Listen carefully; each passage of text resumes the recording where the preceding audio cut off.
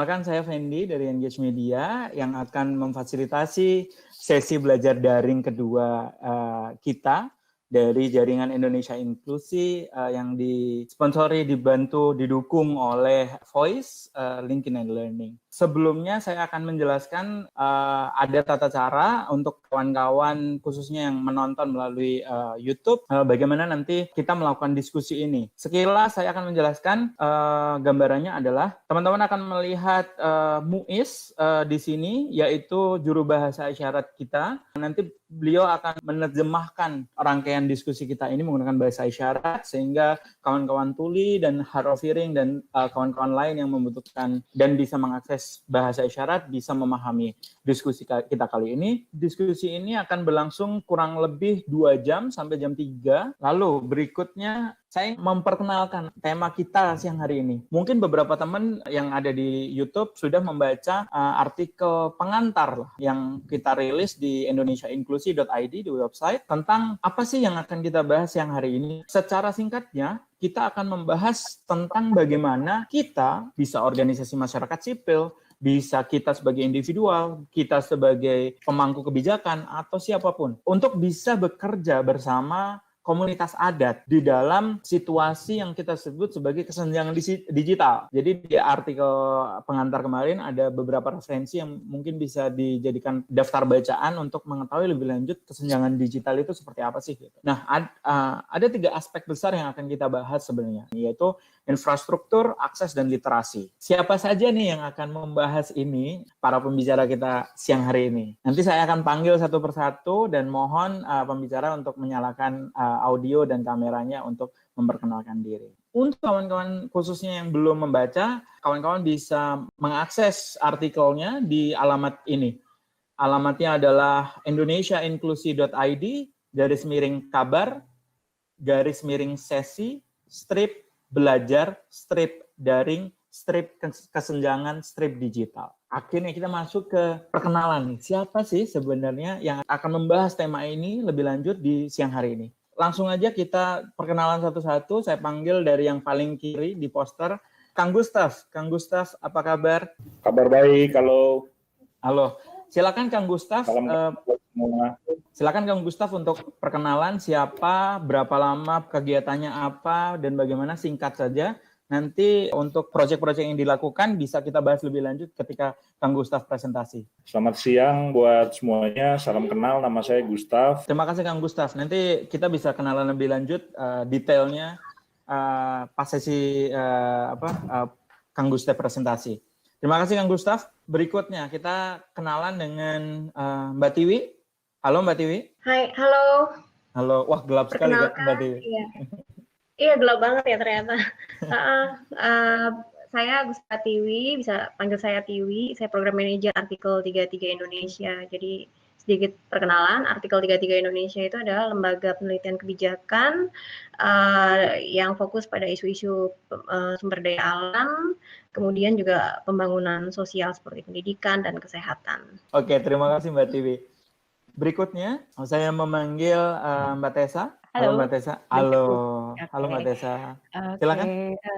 Terima kasih atas waktunya Mas Fendi. Perkenalkan, saya Tessa, peneliti dari Center for Innovation Policy and Governance atau CIPG. Kami adalah lembaga think tank dengan fokus area inovasi, kebijakan, dan tata kelola. Seperti itu. Dan untuk lokasi kami sekarang ada di Jakarta. Langsung saja mengundang salah satu pembicara kita, Mbak Tessa dari CIPG. Silakan Mbak Tessa untuk memaparkan presentasinya. Oke, terima kasih Mas Fendi untuk waktunya sekali lagi.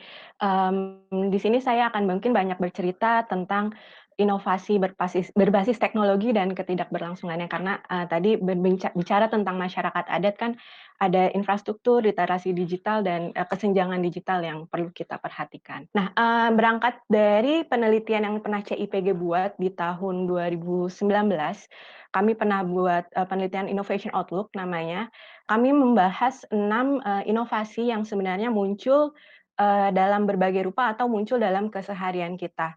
Inovasi ini ada media sosial, creative hubs, transportasi daring atau transportasi dalam jaringan, kemudian ada revolusi industri 4.0 dan smart society atau yang biasa kita kenal mungkin dengan smart city. Namun pada inovasi yang kita munculkan saat Innovation Outlook ini tidak membahas secara spesifik atau melihat siapa saja yang memiliki akses maupun ketidakpunyaan akses dari inovasi-inovasi ini. Nah, sekilas inovasi yang ada di hidup kita, dan ini pasti ini sekilas hidup kita sebelum pandemi. Nampaknya ada yang hilang. Oke, ini ada 175,4 juta pengguna media sosial di Indonesia, dan ini dengan jumlah yang cukup tinggi dan pengguna internet yang cukup tinggi. Kemudian ada 132 ruang kerja bersama atau creative hubs di Indonesia, namun 68-nya dominan masih berada di Jakarta. Jumlah transaksi transportasi daring sejumlah 7,9 miliar US$ pada tahun 2018. Kemudian industri teknologi finansial yang diperkirakan tumbuh tahun 2018 dengan transaksi peminjaman sebesar 26 triliun. Ada juga target 100 kota cerdas yang dicoba dicanangkan oleh pemerintah, kemudian juga terkait revolusi industri 4.0 ada 52% pekerjaan di Indonesia yang akan diotomasi. Nah, ini adalah inovasi yang ada dan nampak gemerlap dan cukup menjanjikan untuk pertumbuhannya. Namun gambaran tersebut nampak baik di permukaannya. Gambaran paling telak mungkin bisa kita lihat setelah pandemi. Ketika perubahan aktivitas dari offline ke online, ini kan muncul ketika ada pandemi ya. Ada beberapa gambaran yang kelihatan sorotan paling besar itu adalah kendala dan tantangan belajar dari rumah. Ini saya rasa dirasakan hampir di seluruh Indonesia. Masalahnya mulai dari akses internet, tidak adanya akses smartphone atau komputer yang dimiliki oleh peserta didik maupun dari gurunya sendiri. Dari gurunya sendiri tidak ada kemampuan atau tidak punya literasi digital yang baik untuk menggunakan platform pembelajaran secara online. Kemudian ada terkait pelayanan publik juga, ini kan aktivitas yang berubah dari offline ke online ya. Pengaduan terkait penurunan kualitas layanan publik di tengah pandemi. Nah, penurunan kualitas pelayanan publik ini dikarenakan misalnya contohnya adalah pengurusan administrasi atau kependudukan yang terhenti karena aparatnya bekerja dari rumah. Yang kita tahu misalnya kantor kecamatan atau kantor kabupaten itu menggunakan local address sehingga tidak bisa diakses di rumah atau sayangnya banyak dari kemampuan aparat pemerintahnya belum bisa menggunakan platform online atau dari warganya sendiri yang kayak gitu, atau tidak adanya platform online bahkan untuk pelayanan publik di kecamatan atau kabupaten. Kemudian tantangan terbesarnya adalah hoax. Hoax sendiri menjadi tantangan terbesar dari ketika pandemi tentunya dari perubahan offline ke online. Tidak hanya muncul sebenarnya dalam kegiatan jejaring online, tetapi offline juga lebih besar, misalnya word of mouth, dari tetangga lain ke tetangga lainnya. Itu tadi adalah Mbak Tessa dari CIPG. Terima kasih banyak. Berikutnya langsung saya undang Mbak Tiwi dari Artikel 33. Halo Mbak Tiwi. Untuk undangannya, untuk kesempatannya, untuk berbagi kegiatan kami di masyarakat adat. Jadi sebenarnya kalau dibandingkan dengan dua materi dari dua narasumber lainnya, memang yang materi dari Artikel 33 ini tidak langsung berkaitan dengan kesenjangan digital di komunitas adat ya. Jadi kalau Artikel 33 ini lebih pada pelibatan masyarakat adat dan perempuan adat dalam pengelolaan dan pemanfaatan sosial dalam hal ini hutan adat.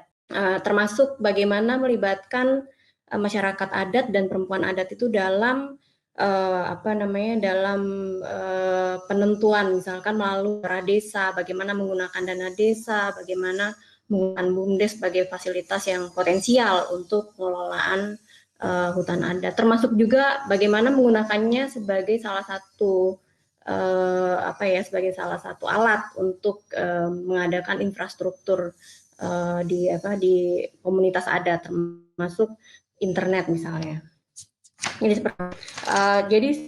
Jadi kegiatan kami ini dilaksanakan yang berkaitan dengan ini ya, khusus yang berkaitan dengan masyarakat adat itu ada di 2 provinsi, yakni yang kalau di Sulawesi Selatan itu di Kabupaten Rekang itu kami bekerja sama dengan masyarakat adat Orong dan masyarakat adat Marena. Kalau yang di ND kami bersama masyarakat adat atau komunitas adat Saga, seperti itu.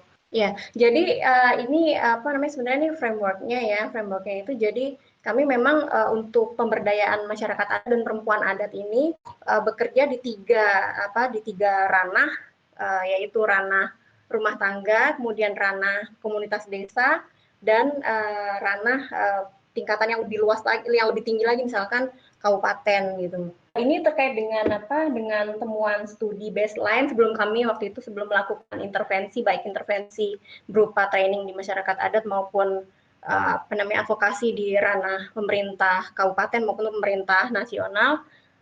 Jadi kami melakukan baseline study di masing-masing komunitas adat. Jadi memang yang kami temukan itu adalah bahwa penetapan hutan adat oleh KLHK yang melalui SK itu sayangnya belum bisa mengubah struktur sosial dan relasi gender di masyarakat adat.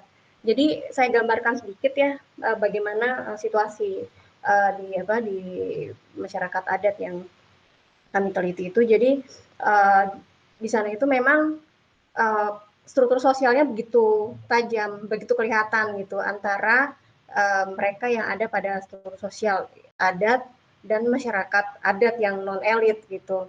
Jadi kalau dalam pengambilan keputusan tidak hanya berkaitan dengan hutan adat, tapi juga dalam keputusan misalkan penggunaan dana desa, kemudian pembentukan BUMDes, itu memang masih dipegang oleh elit adat, dan elit adat ini memang dengan otoritas desa, dengan pemerintah desa itu dikatakan memang satu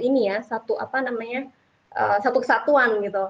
Nah, yang menjadi masalah adalah mereka tidak ada di kalangan elit adat gitu. Jadi mereka lah yang kemudian mengelola hutan gitu tanpa mereka memutuskan untuk apa ini hutan yang ditetapkan melalui SK hutan adat ini. Dan lagi mereka itu adalah landless sebenarnya. Jadi yang mereka kelola itu adalah hutan adat yang hanya menetapkan lahan-lahan hutan yang sudah dimiliki oleh elit adat sebelumnya gitu, jauh sebelum SK hutan adat. Jadi ya mereka memburu akhirnya pada elit-elit adat untuk survive gitu, untuk mencari makan dan sebagainya.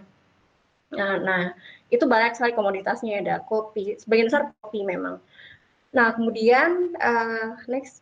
Jadi intervensi yang kami lakukan itu adalah bagaimana supaya masyarakat adat yang landless ini dan perempuan-perempuan yang ada di kategori landless ini bisa punya kesempatan untuk berpartisipasi dalam pengambilan keputusan, pengelolaan hingga pemanfaatan hutan adat itu, termasuk bagaimana memanfaatkan sebesar-besarnya dana desa untuk pengelolaan hutan.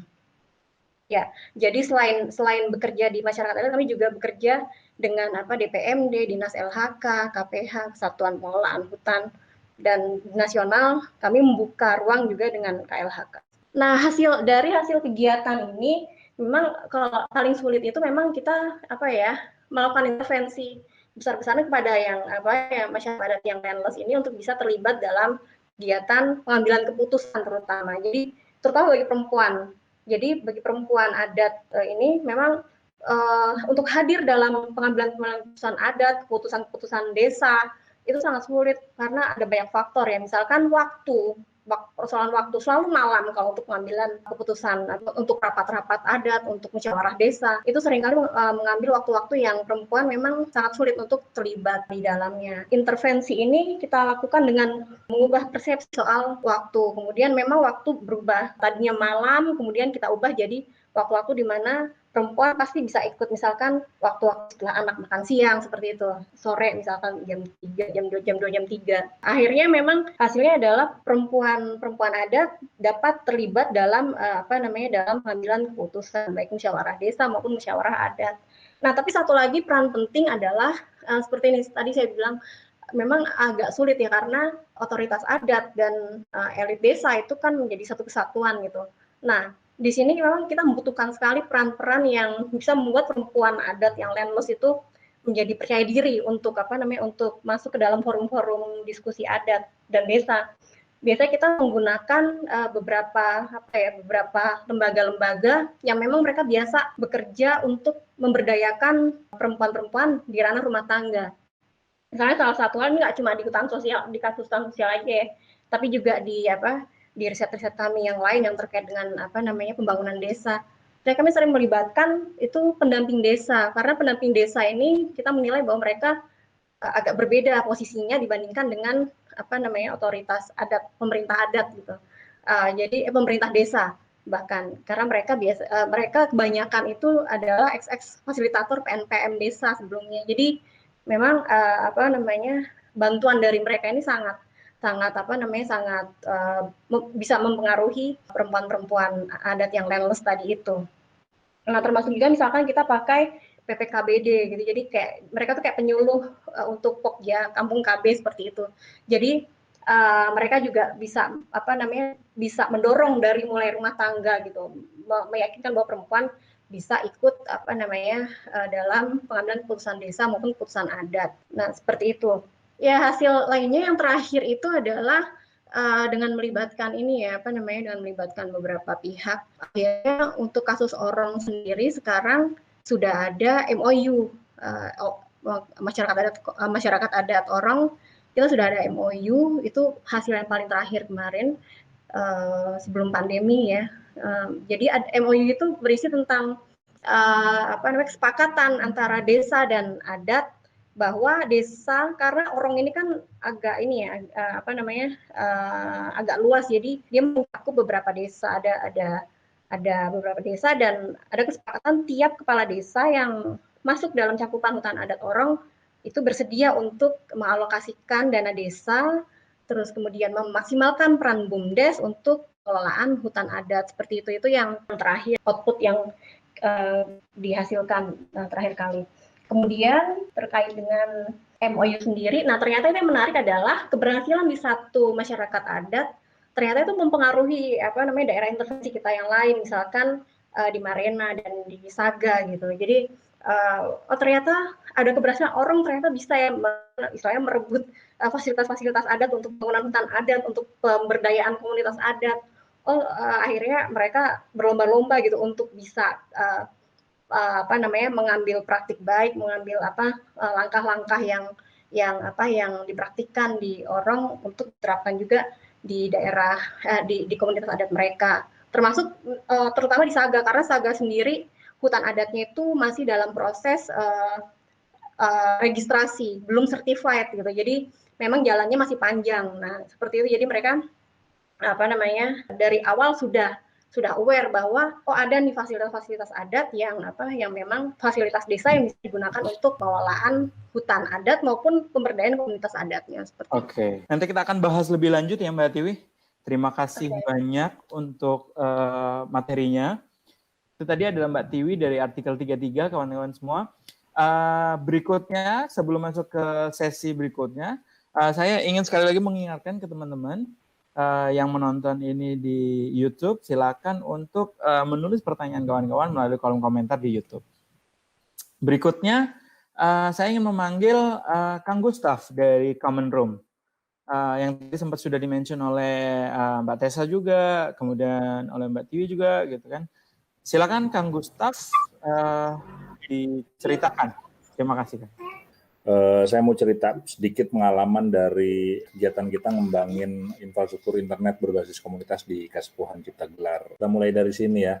Kenapa kira-kira kita dengan teman-teman dari sekian banyak penjelasan itu ada satu hal yang menurut kita menarik, itu ada satu estimasi yang menyebutkan bahwa populasi masyarakat adat di dunia itu ada sekitar 4-5%. Jadi jumlahnya, tapi yang 4-5% itu mengelola sekitar 11% kawasan hutan dunia, yang di dalamnya ada 80%-nya. Ini ada beberapa kumpulan data yang mungkin jadi bahan diskusi kita juga, dan mungkin juga semua udah kita mengalami pertumbuhan populasi yang luar biasa, terus ada kesenjangan pembangunan di kota dan di desa, ada kondisi perubahan iklim, terus yang terakhir ini juga ada situasi pandemi yang barangkali jadi tantangan global yang akan berlangsung dalam durasi yang cukup lama, dan COVID-19 ini ya bukan satu-satunya pandemi, beberapa pandemi yang akan kita hadapi bareng gitu. Tahun 2045 diproyeksikan ada 100 juta jiwa akan tinggal dan hidup di wilayah Jawa Barat. Ini berita koran pikiran rakyat hari ini, pas banget ya, ada 42.000 siswa di Jabar yang tidak mendapatkan internet. Di layar itu kita bisa lihat gambar Pulau Jawa, terus wilayah Jawa Barat itu di bagian selatan, terutama Cianjur Selatan, Sukabumi Selatan, dan Garut Selatan itu ya masih banyak blank spotnya. Nah, Cipta Gelar itu kurang lebih ada di daerah Sukabumi sebelah selatan. Saya cerita sedikit ya tentang masyarakat hukum adat Kasepuhan Cipta Gelar untuk teman-teman yang baru tahu. Tradisi yang tercatat ya, dimulai kurang lebih pada sekitar abad ke-13. Sekarang ini wilayahnya beririsan dengan Taman Nasional Halimun Salak. Di sana ada sekitar 568 dusun dan 360 kampung yang tersebar di Kabupaten Sukabumi, Kabupaten Bogor di Jawa Barat, serta Kabupaten Lebak di Provinsi Banten. Masyarakatnya kurang lebih sekitar 25-30 jiwa. Terus sebagian masyarakat menyebut Kasepuhan Cipta Gelar ini sebagai masyarakat barisan pangawinan atau pancer pangawinan. Ini foto kurang lebih suasana pada saat ritual panen padi di masyarakat Kasepuhan Cipta Gelar. Lain gitu, dia punya lembaga adat, punya struktur, punya posisi, punya hak, wewenang dan tanggung jawab gitu ya, yang sangat spesifik juga. Tiap pihak itu dijalankan secara turun-temurun berdasarkan garis keturunan. Satu hal yang juga menarik di komunitas masyarakat adat Kasepuhan Cipta Gelar itu, mereka punya sistem tata kelola hutan yang spesifik yang mengkategorisasi wilayah-wilayah hutan berdasarkan fungsi dan karakternya gitu, kurang lebih menjadi penyangga kegiatan adat, terutama adat dan tradisi budaya padi, jadi keberlangsungan. Terus selain punya lembaga adat, ini wilayahnya kurang lebih yang hijau itu wilayah hutan zona inti. Terus yang tersebar berwarna kuning itu kampung-kampung yang ada di beberapa wilayah gitu ya. Ini daya lenting dari komunitas masyarakat Kasepuhan. Sementara hutannya itu mereka jaga, terus mereka hidup di sekeliling hutan itu.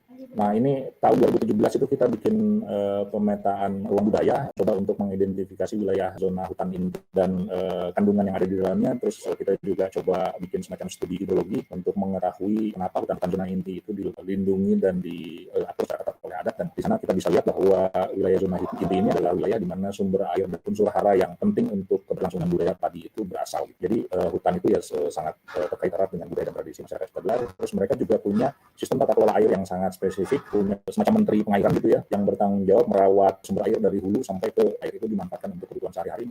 Masyarakat Cipta Gelar juga punya tata kelola pertanian yang spesifik, diatur oleh sebuah mekanisme yang mereka sebut sebagai penata mangsa, di mana musim itu diatur dengan menggunakan musim tanam itu diatur dengan menggunakan tanda alam, mulai dari posisi bintang, kondisi hidrologi. Nah, ini kita coba susun tabel siklus penata mangsa berdasarkan posisi bintang dan makna-maknanya, kurang lebih kayak gini. Nah, yang menarik sistem penata mangsa di Cipta Gelar itu, kalau misalnya kita lihat grafik yang ada di layar, kita bisa sama-sama lihat pada tahun 2015 di tabel yang di atas, yang bawahnya itu yang merah itu konsumsi tadi. Tahun 2018 sampai 2019 kita mulai bikin eksperimen untuk menggunakan infrastruktur internet lokal di sana. Ketika itu kita didukung oleh sebuah lembaga yang bernama Association for Progressive Communication. Sepanjang 2015 itu kita coba bangun. Nah, kira-kira modelnya kayak gini. Itu setiap keputusan itu kita ambil bareng untuk pengembangan infrastruktur internet berbasis komunitas itu dikembangkan secara bersama-sama oleh masyarakat Cipta Gelar, Awinet sebagai SP lokal, terus difasilitasi prosesnya oleh Kemenrum gitu. Di bawah itu ada peta jaringannya, terus biasanya setiap keputusan itu kita lakukan dengan mendengar masukan dari para pihak, terutama dari Kasepuhan Cipta Gelar sebagai penerima manfaat, pihak Awinet sebagai ISP lokal yang memiliki izin dan lisensi untuk menyediakan layanan internet. Kita di sana coba pakai gabungan antara fiber optik dan jaringan wireless gitu. Bersamaan dengan upaya untuk membangun jaringan infrastruktur internet lokal itu, kita barengi dengan percobaan untuk mengembangkan kegiatan literasi media untuk anak muda dan perempuan sebagai bagian dari proses produksi dan distribusi pengetahuan serta konten lokal di sana gitu. Ini sebetulnya salah satu strategi kita untuk mendorong proses pengakuan yang lebih jauh terhadap eksistensi masyarakat adat yang ada di kawasan masyarakat Ciptagelar. Jadi ini kita sudah memasuki ke sesi diskusi. Saya tetap mengharapkan kawan-kawan pembicara untuk bisa menyalakan audio dan kameranya. Satu poin yang tadi saya sempat catat adalah tentang kesenjangan digital yang tadi Mbak Tiwi menyampaikan bahwa bekerja dengan komunitas adat itu perlu adanya kesamarataan antara perempuan dan laki-laki, di mana keterlibatan partisipasi dari masyarakat perempuan itu penting dalam proses pembuatan kebijakan dalam kegiatan pengembangan bersama komunitas adat. Saya ingin langsung menghubungkannya dengan apa yang disampaikan oleh Mbak Tessa soal data tentang kesenjangan yang ada di masyarakat kita dengan contoh-contoh yang tadi disampaikan Kang Gustaf.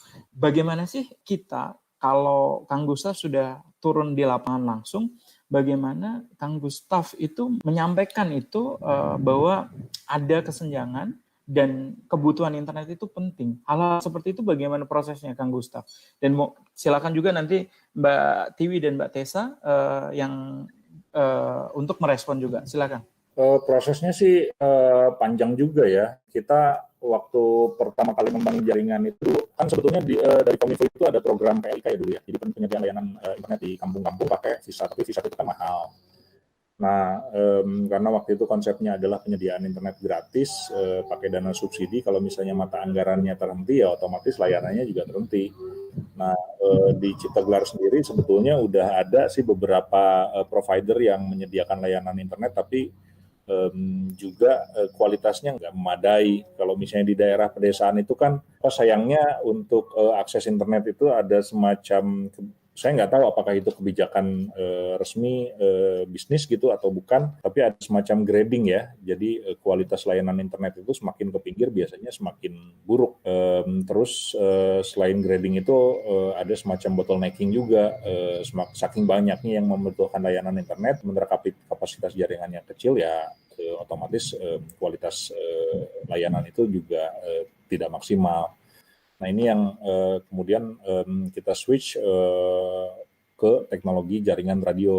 Waktu itu kita diskusi dengan teman-teman ICT Watch, terus atas saran dari Pak Ono Purbo, ide untuk bikin Open BTS itu dipindah jadi jaringan radio. Nah sebetulnya yang kemudian mulai lancar itu pada saat 2018 kita coba pakai jaringan wireless di satu kampung dan itu berhasil. Itu kita siapkan juga gitu. Ya, kalau dari Mbak Tiwi, ini tadi sempat masuk, mungkin walaupun tadi Mbak Tiwi sempat bilang bahwa proyeknya kawan-kawan di artikel 33 tidak bersentuh, tidak tidak membahas secara runut tentang kesenjangan digital. Kalau tadi Kang Gustaf sempat mention soal model bisnis dalam penggunaan internet berbasis komunitas. Apakah hal-hal seperti itu bisa satu solusi yang bisa diterapkan di setiap komunitas adat kalau dari konteksnya yang Mbak Tiwi tahu dari proyek yang sudah dilaksanakan? Silakan Mbak Tiwi.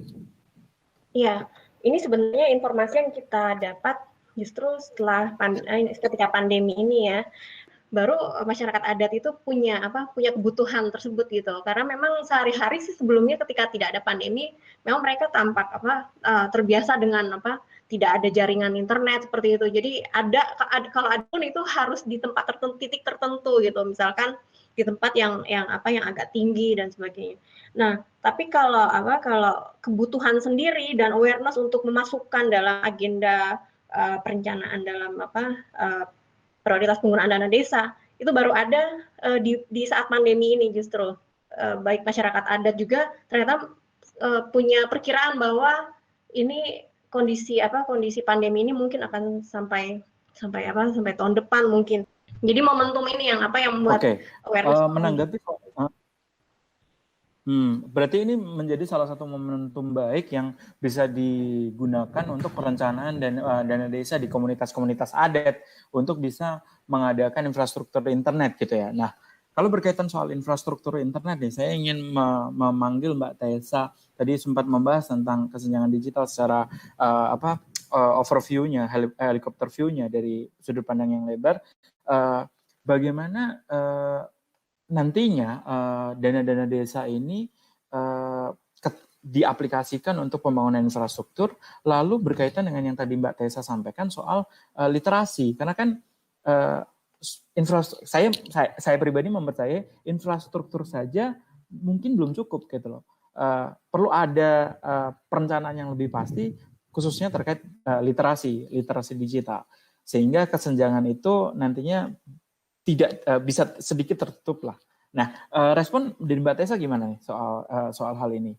Dan juga soal yang lain. Untuk kawan-kawan yang lain, ketika ingin merespon langsung saja dinyalakan audio dan kameranya. Mbak Tessa, saya panggil. Yang dibutuhkan selanjutnya kan adalah literasi. Saya rasa ini sebenarnya belajar dari pengalaman kami. Kami kan CIPG sempat bekerja sama dengan 6 CSO di 3 wilayah, NTB, NTT, dan di Sulawesi Selatan.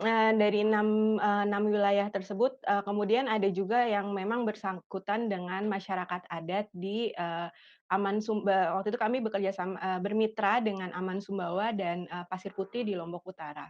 Jadi saya balik lagi Kang Gustaf. Nah itu tadi soal pelibatan. Kita ngomongin soal pelibatan bagaimana setiap aspek masyarakat di dalam masyarakat adat itu, komunitas adat itu bisa terlibat dalam proyek-proyek pembangunan akses ini. Dan juga tentunya terkait dengan bagaimana mereka terlibat dalam digital literasi digital. Refleksi dari Kang Gustaf dan insight dari Kang Gustaf gimana? Yang pertama yang menurut kita penting itu kan kalau di Cipta Gelar kita cukup beruntung karena pimpinan adatnya pertama masih muda, terus punya visi yang spesifik dalam hal pemanfaatan teknologi untuk pemberdayaan masyarakat gitu. Jadi pertama memang ada aspek kepemimpinan yang memberikan pengaruh luar biasa. Terus yang kedua kita mendapatkan mitra yang juga punya perhatian pada kerja-kerja pemberdayaan. Jadi sebelum kita mengembangkan jaringan internet di beberapa kampung itu, yang kita prioritaskan duluan itu ya kerja pelatihan. Jadi kita harus kita pastikan di setiap kampung, di setiap dusun itu ada teknisi yang memiliki kemampuan atau minimal mengetahui aspek-aspek teknis. Nah, ke depan ini kita sedang menjalin kerjasama dengan teman-teman DFID dan Kedutaan Inggris untuk menyiapkan pusat pelatihan dan lab media di Cipta Gelar supaya kerja-kerja pelatihan itu bisa dilakukan secara lebih sistematis dan berkelanjutan, karena kita lihat pada saat infrastruktur internet berbasis komunitas lokal itu sudah dibangun, PR selanjutnya kan bagaimana mengelola, memanfaatkan dan mengembangkan jaringan itu supaya bisa terus dimanfaatkan oleh warga secara berkelanjutan. Jadi memang bobot pemberdayaan, bobot pelatihan, termasuk diantaranya pelatihan yang berhubungan dengan literasi media itu juga harus terus dilakukan supaya ada peningkatan kapasitas dan peningkatan skill digital di kalangan masyarakat, khususnya masyarakat adat. Penyediaan layanan terhadap akses internet ini nggak bisa dipisahkan dengan kegiatan pemberdayaan dan pendidikan sebetulnya. Jadi memang ini harus satu paket. Kita nggak bisa hanya sekedar pasang tower setelah itu selesai. Terus harus ada kerja-kerja pendampingan. Nah, kerja-kerja pendampingan ini kalau di Indonesia ini kan beberapa wilayah ada relawan TIK, ada teman-teman ICT Watch, terus sebetulnya ada banyak sekali komunitas-komunitas yang diharapkan bisa jadi pendamping. Nah, dalam kasus kita di Cipta Gelar kita melihat fungsi dari komunitas pendamping ini menjadi sangat penting, bukan hanya mendampingi masyarakat supaya bisa memanfaatkan teknologi internet secara maksimal, tapi juga di tingkatan tertentu nantinya pemerintah desa juga punya keperluan nih untuk mendapatkan dukungan dari komunitas pendamping ini, karena internet ini akan juga dimanfaatkan untuk banyak keperluan, dari mulai keperluan administrasi desa, layanan pendidikan dasar, layanan kesehatan, dan lain sebagainya. Mbak Tiwi kan tadi sempat memberikan contoh juga di Entrekang dan di DND, betul ya?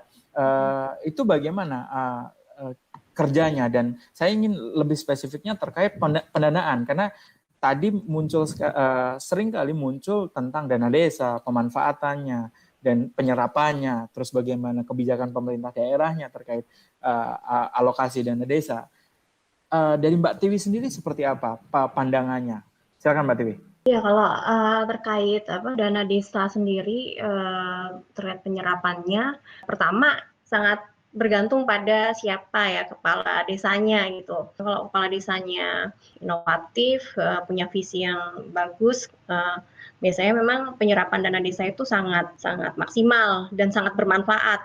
Tapi tergantung desanya juga. Kalau desanya itu dalam status kalau dalam indeks desa pembangunan statusnya tertinggal atau sangat tertinggal, biasanya penyerapannya memang luar biasa. Nah, kalau menurut saya, siapa sih yang sebenarnya berperan penting dalam mengubah persepsi masyarakat desa ya dan pemerintah desa? Kalau menurut saya memang penting peran dari pemerintah kabupaten, misalkan DPMD seperti itu. Kecamatan juga penting, cuman kecamatan seringkali berkilah gitu. Tidak ada dana untuk kecamatan untuk mengurusi desa gitu. Jadi seringkali alasannya seperti itu. Nah, tapi yang menurut saya perannya paling penting adalah pendamping desa. Pendamping desa itu ada dua tingkatan, ada yang dia di kecamatan, ada yang di desa. Nah, dua-duanya ini penting. Yang di kecamatan ini ada yang infrastruktur, ada yang pemberdayaan, yang di desa pendamping umum ya, pendamping lokal untuk desa gitu. Si pendamping desa inilah yang kemudian meneruskan bahkan memodifikasi cara untuk menginformasikan informasi-informasi dari pusat maupun dari kabupaten kepada masyarakat desa. Jadi sebelum misalkan ada musrenbang desa atau musyawarah desa atau pertemuan-pertemuan informal desa itu di mainstreaming dulu oleh si pendamping-pendamping desa ini. Oh, ada dana desa untuk ini. Jadi sudah dicoba untuk belajar membuat kesepakatan. Ini contoh-contoh yang baik ya. Salah satunya di Nrekang pun terjadi seperti itu gitu. Bagaimana dana desa ini digunakan misalkan untuk pengelolaan hutan. Jadi dari awal dikasih tahu dulu aja pembangunan tuh apa aja sih gitu. Atau pemberdayaan tuh apa aja sih gitu. Jangan sampai pembangunan itu hanya diartikan membangun jalan aja atau membangun embung desa aja gitu. Bahwa pembangunan tuh bisa juga pembangunan sifatnya misalnya digital seperti ini. Atau pemberdayaan tuh bagi perempuan tuh bukan cuma memberdayakan perempuan untuk misalkan mengubah misalkan ya kayak kasus Nrekang ada penanaman bawang gitu untuk mengubah bawang mentah jadi bawang goreng aja. Pemberdayaan itu juga bisa misalkan memberdayakan perempuan bagaimana menyampaikan pendapatnya. Mungkin saya akan membacakan pertanyaan ini dari sari pertanyaan ini aja ya kawan-kawan. Jadi dari total pertanyaan teman-teman itu ada dua hal concern pertanyaan besarnya terkait literasi dan infrastruktur. Kita bahas dulu dari infrastruktur ya. Di daerah-daerah 3T itu layanan publiknya, ini contohnya yang diberikan adalah NTT, layanan publiknya itu terhambat karena infrastruktur jaringan minim. Lalu apa saja prasyarat untuk menyediakan layanan publik yang ideal? Mungkin teman-teman, saya bacakan tiga sari ini aja langsung ya, karena mengingat waktu juga. Jadi itu tadi satu terkait layanan publik terhambat karena infrastruktur minim. Terus bagaimana apa saja prasyarat menyediakan layanan publik yang ideal, itu satu. Dua, edukasi seperti apa yang bisa mengawali atau mendorong komunitas untuk mengusahakan internet berbasis komunitas. Jadi biar dari masyarakat sendiri ada semangat untuk membuat inisiasi semacam internet berbasis komunitas. Itu kedua. Yang ketiga adalah apakah sempat terpikir untuk mengarahkan pemerintah supaya menyediakan layanan internet di wilayah-wilayah komunitas adat. Itu. Mungkin nanti mungkin silakan dijawab teman-teman. Kang Gustaf dulu deh. Kang Gustaf. Ya, kalau saya pikir memang kalau kita dengar tadi beberapa contoh kasus yang disampaikan oleh Lisa sama Mbak Tiwi, terus belajar dari pengalaman di Ciptagelar, saya kira semua udah sepakat bahwa ini nggak bisa enggak, kita harus dorong penyediaan layanan dasar internet untuk masyarakat, termasuk masyarakat adat. Tapi gimana caranya melibatkan? Saya kira ya ini peran penggerak, peran pendamping. Karena dari pengalaman kita juga nggak selamanya penyediaan akses internet ini berjalan mulus, ada beberapa kasus penolakan. Ya sebetulnya akses terhadap terbukanya jaringan internet juga kan tidak bisa kita pungkiri ya. beberapa teman di Bandung misalkan dari penelitian mereka di beberapa daerah pedesaan di Ciwidey misalkan mereka menemukan kasus-kasus predator seksual yang yang memanfaatkan situasi untuk mengeksploitasi anak-anak muda di wilayah pedesaan itu. Jadi tadi juga ada isu perlindungan data pribadi dan banyak hal gitu. Tapi ke depan dengan situasi pandemi ini kita nggak bisa harus melihat bahwa akses terhadap layanan dasar internet ini udah jadi kebutuhan yang vital dan harus dipenuhi. Gimana aja caranya gitu. Kalau di tingkat lokal di Ciptagelar itu kan hanya bisa menyentuh kelompok masyarakat tertentu ya. Jadi kalau misalnya memang mau memberi dampak yang lebih masif, mau nggak mau pemerintah harus mengambil peran. Ada yang disebut sebagai Universal Service Obligation. Jadi pemerintah Indonesia itu terikat pada perjanjian dengan Asosiasi Telekomunikasi Dunia untuk menyediakan layanan internet untuk bagi masyarakat yang memang berada di wilayah yang sulit dijangkau. Semua perusahaan telco yang beroperasi di wilayah Indonesia itu punya kewajiban untuk zakat telekomunikasi ya. Dan jumlah dana zakat telekomunikasi itu kan dikelola oleh pemerintah untuk menyediakan layanan internet dasar di wilayah-wilayah yang underserved. Ini juga dana USO ini harus kita optimalkan penggunaannya. Mungkin teman-teman CIPG misalkan nanti bisa juga tuh bikin riset sejauh mana alokasi atau penggunaan dana USO di Indonesia itu memberi dampak pada perbaikan layanan internet dasar di wilayah-wilayah terpencil gitu. Nah, kita sebagai organisasi masyarakat sipil juga harus bareng-bareng.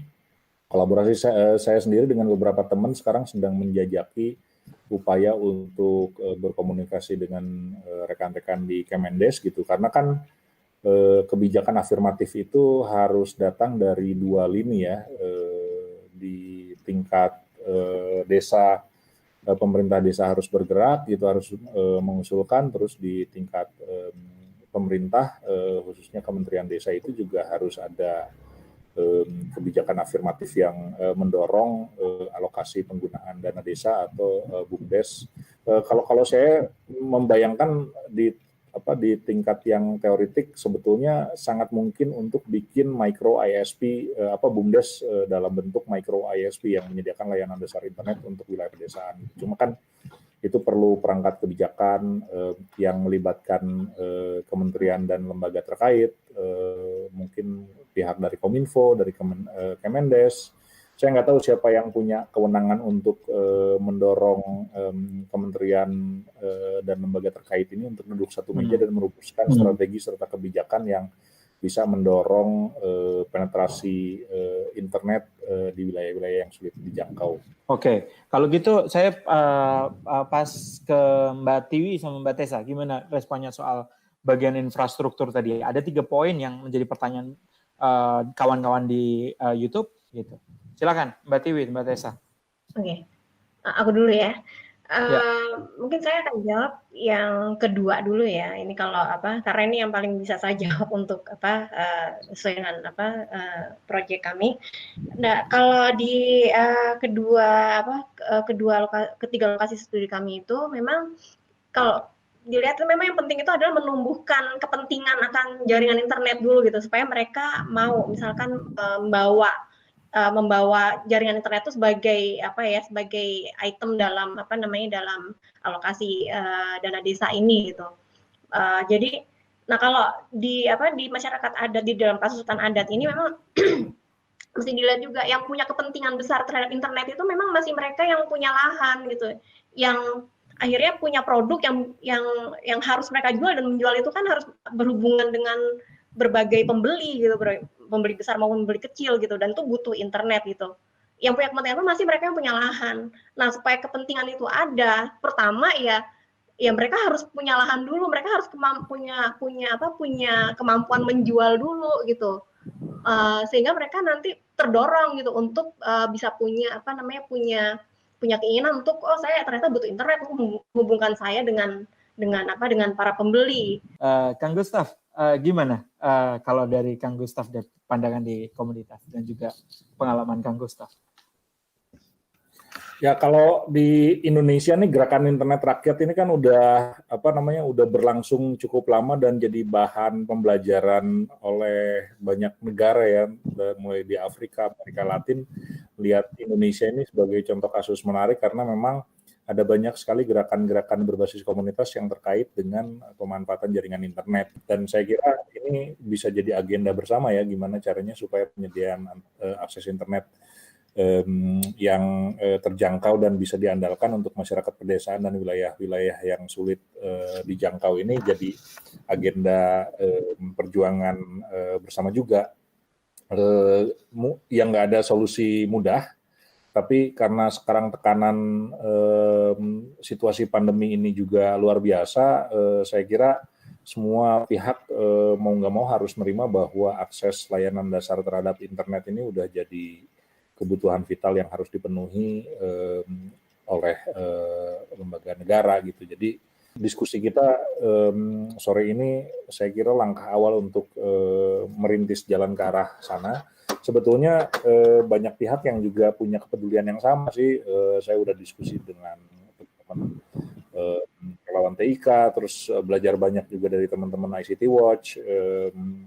Mulai tahun ini kita juga rencananya mau bikin Rural ICT Camp yang didukung oleh DFID dan Kedutaan Inggris. Jadi mungkin dari situ nanti kita bisa sama-sama belajar gimana sih caranya supaya akses internet berbasis komunitas lokal di wilayah pedesaan dan wilayah-wilayah yang sulit untuk dijangkau ini bisa kita kembangkan secara bersama-sama dan jadi agenda.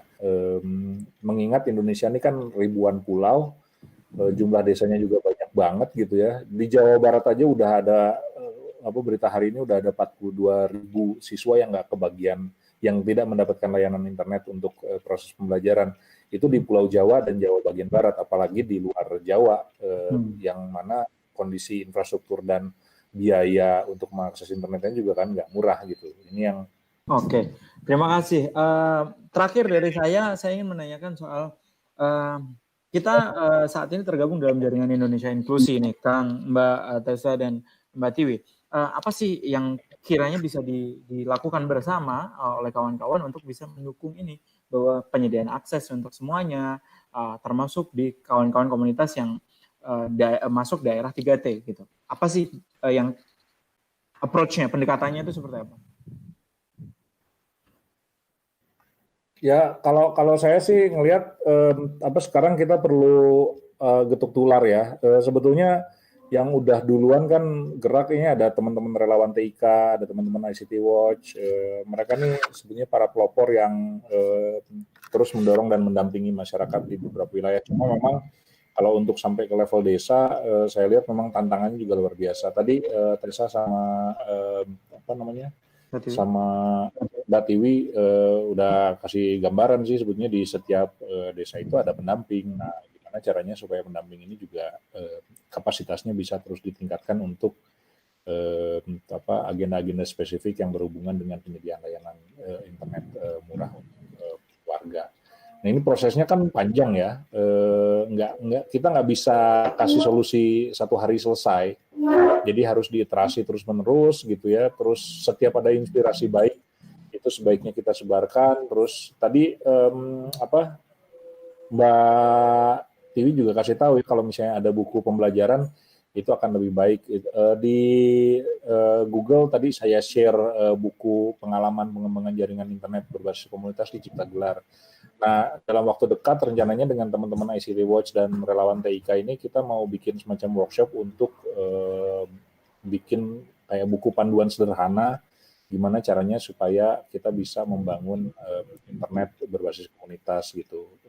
Mungkin di dalam buku itu nanti kita kasih gambaran sepintas gitu ya, ekosistem internet kayak gimana, kebijakan dan regulasinya seperti apa, aspek-aspek teknis yang terkait dengan upaya membangun internet, infrastruktur internet lokal itu kayak gimana, terus model bisnis yang mungkin bisa dikembangkan seperti apa, termasuk juga kerja-kerja berhubungan dengan agenda literasi media. Ini literasi media ini banyak banget ya, dari mulai budaya ke kesetaraan gender, kebebasan berekspresi, perlindungan data pribadi, banyak banget tuh yang mesti kita siapkan gitu. Ya, oke. Makasih Kang Gustaf. Silakan Mbak Tessa, Mbak Tiwi. Mungkin boleh aku kali ya. Kalau misalnya terkait agenda bersama ya bisa dimulai misalnya dari ada dokumentasi tadi Kang Gustaf sudah bersedia untuk berbagi dan kayak gitu. Nah mungkin kita bisa menyusun bersama, tapi kan prosesnya juga proses yang tadi nggak semalam gitu kan. Terima kasih banyak Kang Gustaf, terima kasih banyak Mbak Tessa dan Mbak Tiwi atas kesediaannya untuk berdiskusi pada siang hari ini. Ya, sama-sama Mas. Kita foto dulu ya, kita foto dulu mungkin. Kita foto dulu. 1, 2, 3. Saya belum nyala ternyata. Sebentar. 1, 2. Terima kasih banyak atas kesediaannya. Mohon maaf sedikit lewat jadwal. Sampai jumpa di lain waktu dan tetap bersilaturahmi dan menjalin komunikasi demi Indonesia yang lebih inklusif. Terima kasih, sampai jumpa.